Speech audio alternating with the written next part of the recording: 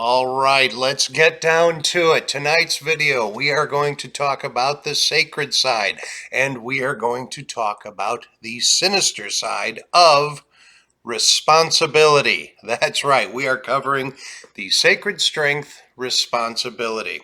For me, I know this strength very well, and Kim knows it also very, very well. For me, it happens to be my number two strength. So, very high up in my divine natural abilities. And for Kim, it happens to be her number three strength. So, this is one that we share very high in both of our DNAs. And like I said, we know this one very well, but we approach it very differently. And I'll talk about that a little bit. How we use our strengths oftentimes has a lot to do with what our primary domains are. Now, my domains, by the way, responsibility is an executing strength, and I happen to be an extreme executor. I have 5 executing strengths in my top 10. So, Kim is not an extreme executor. She is a chameleon, so she does have that, the executor domain in her top 10, but it's not necessarily primary. She tends to lean more towards the strategic thinking. So, how we use our strength of responsibility in this case has a lot to do with the domain that we're in. I approach responsibility from making sure I'm getting things done the right way. She approaches responsibility by making sure she's processing and creating things and learning and all those great strategic ways that you can be responsible. So we approach it from 2 very different areas. And before we learned about the strengths, before I learned about the strengths and really started to understand how strategic thinking worked, because that's just not who I am. It took a while for me to get to that. But once I started understanding that, I understood how she used her responsibility. And prior to that, before I became a coach, before I really started studying the strengths, we knew our strengths, but I wasn't really studying them. That's when I would say, well, what she's doing isn't responsible. That doesn't look like responsibility to me. I was very judgy about the way she used it. Because again, I didn't understand that, as a strategic thinker, she's going to do it differently. That's to be expected. It's not that she's doing it wrong. It's not that I'm doing it wrong. We do things differently.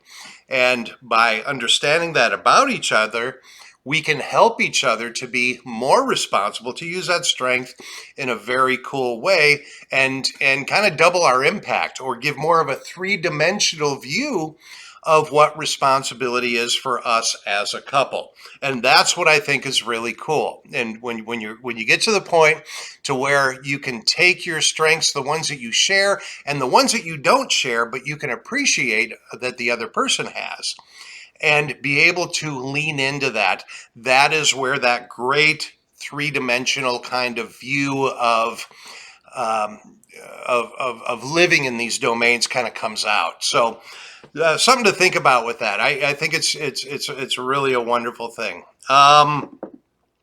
So let's get back to responsibility. What is responsibility? Responsibility. People with responsibility high receive joy from taking ownership of the things they say and the actions that they do. Okay, so they really connect with that. They really get fired up about making sure they're living up to what they say they're going to say. What they say they're going to do, and making sure they're saying things the right way. So it's a very strong value kind of based strength. Now, this is a very powerful strength. And of course, when we think about responsibility, everybody wants to be responsible. We're taught from a very young age in our society, as we're growing up, you need to be responsible. This is like a core value that society wants to instill into us. So this isn't anything that foreign, but some people actually get joy from this. Some people connect with it on such a level that again, it comes almost like that belief, that core value status that we have, and honoring that makes us feel really, really good. Now, one of the things I want to talk about, there's a fantastic author, an absolutely fantastic author that does all kinds of personal development books, and she is wonderful. And her name is Byron Katie. So remember that name, Byron, Byron, and yes, it's a lady. Her name is Byron Katie, Katie. I'm pretty sure that's right. And she has written a number of fantastic books. She's just a powerhouse, a wealth of understanding and helping us to kind of grow. So if you have a chance to study some of her stuff, I highly recommend it. But she came up with the concept of there being 3 types of business. And this really, to me, resonates with the responsibility strength. There are 3 types of business in this world, in the universe, okay? One is our business, or let's call it my business. And for you, it's going to be your business. The second kind of business is their business, the other person's business. And the third kind of business is God's business. Okay, so if we understand that concept, and let's give an example of each. Okay, if we have a tornado comes through and rips through a community and destroys a bunch of houses, whose business is that? That's God's business, right? If your neighbor down the road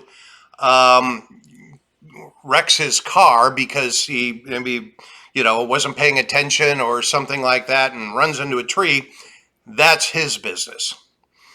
If you are annoyed or angry with your neighbor or a relative or something like that, that's your business. You have to take ownership of your feelings. So the responsibility strength works really well when we stay in our business. That is when this strength is sacred, when we stay in our business. If we get into God's business or we get into their business, that's when this strength is no longer sacred. Instead, it starts going sinister. And if it goes too far, if we go too far into their business or into God's business, this strength doesn't just go sinister. What happens is we start living in our shadow strengths. It actually pulls us down into our shadow strengths. So odds are, if you find that you happen to be operating, you're in a place right now in the world where you're frustrated, where you're hesitating, where you're not connecting with things, where you're making a mess of things, odds are you're not in your business. And you need to take a look at that and get back into your business. Probably you've crossed into their business or you've crossed into God's business. And this is the very sinister side of responsibility. And it's so easy to do. Again, growing up in this society as children, we are taught to be responsible. And if we grow up in any kind of families that don't have clear boundaries, maybe there's some enmeshment issues, or maybe there's some codependency issues, it's very easy for children to be made responsible for things that is not their business. And I want you to think about that for a minute. Let that sink in for a minute. If you've grown up in a dynamic, a family dynamic that has some dysfunction to it, I'm willing to bet you were made to, or you were encouraged or pushed into taking responsibility for something that wasn't really yours. And so that is something that we have to unlearn. That and especially if you have responsibility high. It is so easy if you come from somewhat of a dysfunctional background to let this particular strength go sinister. So how do we keep from doing that? The best thing I can tell you is to, again, pay very close attention to the 3 types of business. Know what yours is. Know where to draw those lines. Define that for yourself and review it. And if you have to, create a little mantra for yourself saying, every morning say, I'm going to make sure today I stay in my business. And if you do that, you're not only going to be using, if you have responsibility high, you're not only going to be using that strength in a very productive way, but you're going to be using all of your sacred strengths in a very productive way. Because when we stay in our business, that's what our business is to use our sacred strengths.